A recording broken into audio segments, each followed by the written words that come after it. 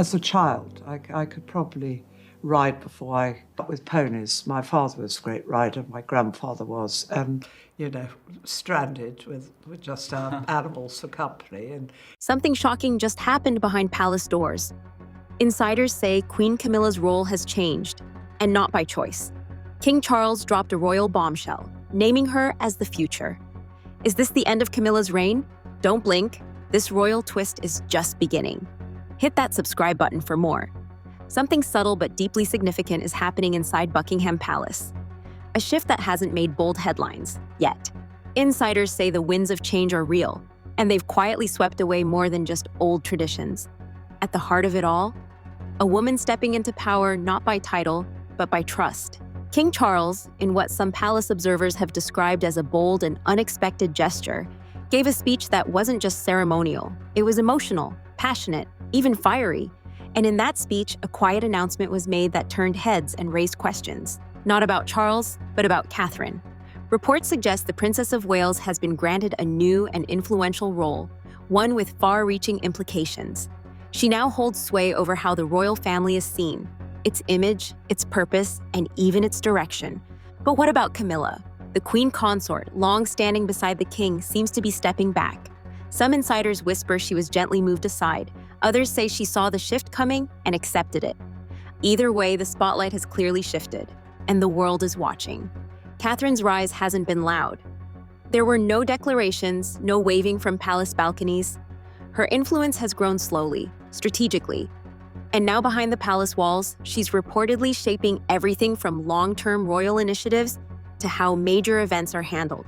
She isn't replacing anyone outright, but her presence is unmistakably growing. Palace sources describe her as poised, prepared, and deeply trusted. Whether it's overseeing royal visits, shaping public-facing initiatives, or helping guide the monarchy's tone on global issues, Catherine is said to be at the center of the conversation. This isn't just ceremonial influence. She is reportedly involved in the strategy, helping redefine the monarchy's connection to modern audiences. And what's more, her approach is calm, composed, and deeply thoughtful. She doesn't seek attention, but attention finds her. Her ability to connect with people, whether it's world leaders, school children, or grieving citizens, makes her feel real, grounded, and sincere. That quiet sincerity is building a different kind of royal leadership, one that doesn't demand power, but earns it.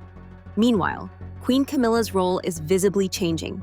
She's still attending public engagements. She still bears the title, but her involvement in core royal decision-making, that's reportedly scaled back. She now focuses mainly on her charity work and ceremonial appearances.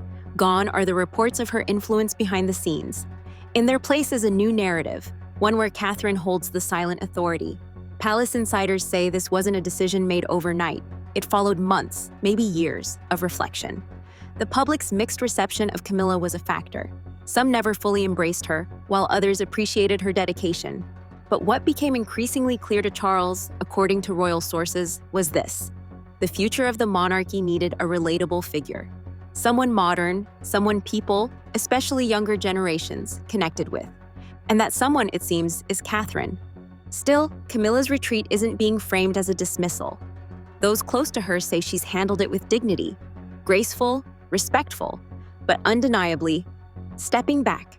To understand the emotional depth of this change, we have to look back at Diana. Catherine's growing prominence doesn't exist in a vacuum. It echoes a past that still lives in the hearts of many.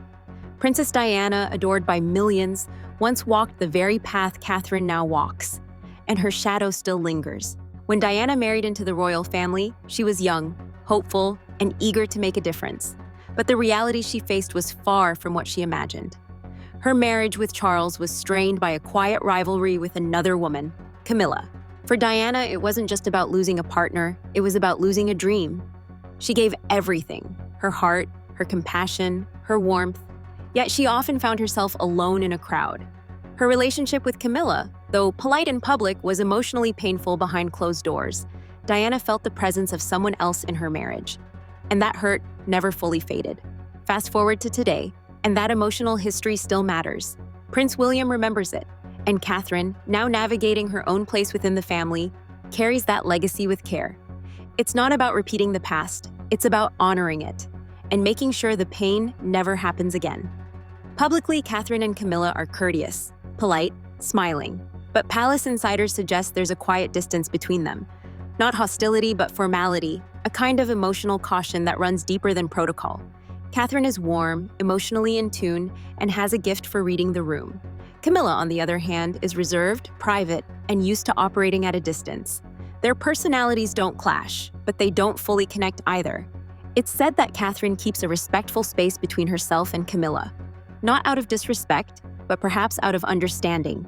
Understanding that her husband's relationship with Camilla is layered with emotional history, and that some distances are better left unforced. Meanwhile, Camilla, aware of public sentiment, keeps her composure, knowing comparisons to Diana and Catherine will always follow her. Behind closed doors, their interactions are described as brief, measured, professional. At family events, they're seen together, but rarely close, never deeply personal. Theirs is not a story of open conflict. It's a story of quiet restraint. And in the royal world, silence can speak volumes.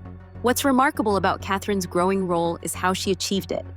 Not by making headlines, not by demanding power, but by simply showing up, consistently, thoughtfully, and with purpose. From her earliest days in the royal family, she took her time, learned the ropes, built trust, earned respect not just from the public, but from the crown itself. She threw herself into meaningful causes like early childhood development and mental health awareness. She wasn't looking for applause. She was building something deeper, and people noticed. Her ability to connect across generations, young and old, global and local, has made her a bridge between tradition and progress. This wasn't luck. It was a strategy. It was patience. And now that quiet persistence is paying off. She didn't come to wear the crown, but the crown, it seems, is slowly turning toward her. Even as Catherine rises, Camilla's story remains part of the royal tapestry. Her years of service, her public appearances, and her charitable work have left a mark. She's not being pushed out, but her influence is evolving. Her role is now quieter, less visible, more ceremonial, and yet there's still meaning in her journey. Some believe she knew this moment would come, that one day the spotlight would move, and she made peace with it.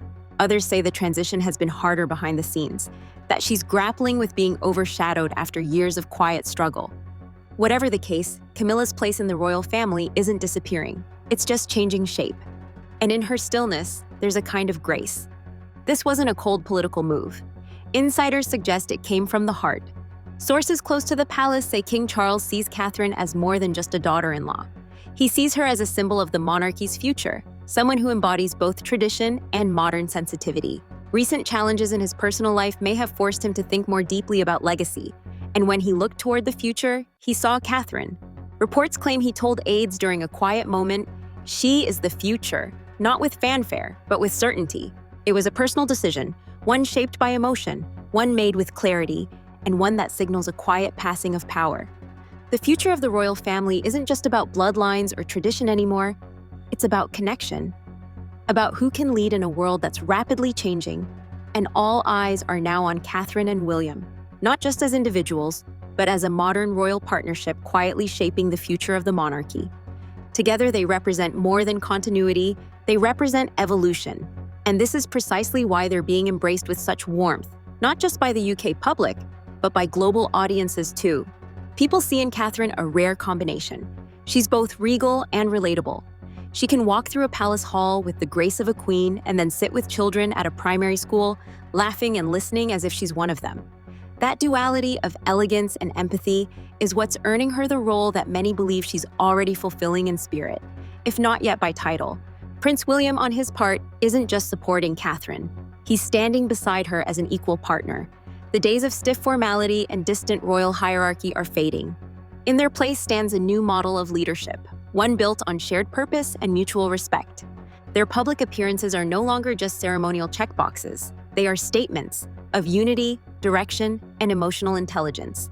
Whether they're launching mental health initiatives, spotlighting environmental causes, or quietly comforting families affected by crisis, they show up not as distant rulers, but as caring, grounded figures who listen first and act second. And the public feels it. Social media platforms are flooded with admiration for Catherine's sincerity, her thoughtfulness, her calm confidence. She's often referred to as the people's princess, a term once reserved for Diana.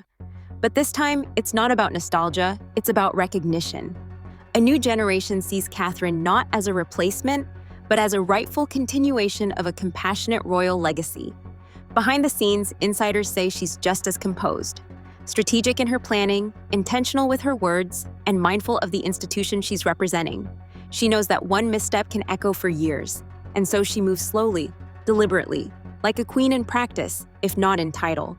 There are also whispers of preparation, that many of her recent public roles are part of a longer-term plan to transition more responsibilities to her and William.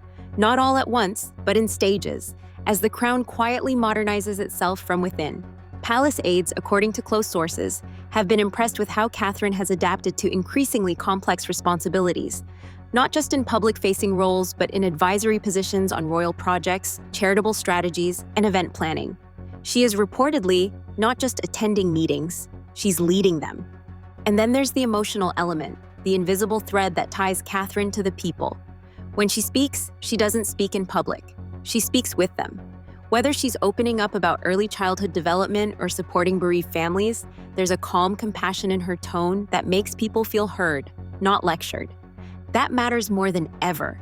Because the royal family isn't just facing ceremonial changes, it's facing an identity shift. The younger generation questions legacy. They want relevance, purpose, and sincerity. And Catherine is quietly becoming the answer to that call. Meanwhile, William's admiration for her is evident. In interviews, subtle gestures, shared smiles, they reflect a bond that is both romantic and respectful.